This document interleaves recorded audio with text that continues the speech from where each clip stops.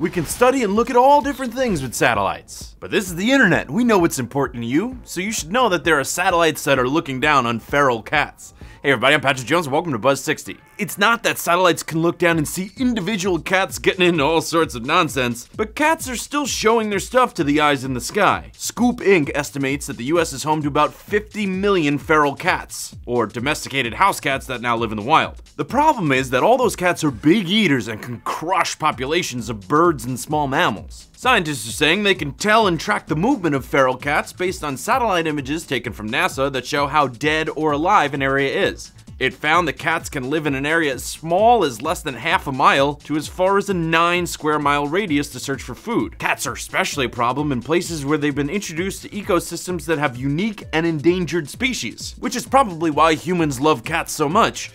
We have the same effect. Buzz60, now you know, pass it on.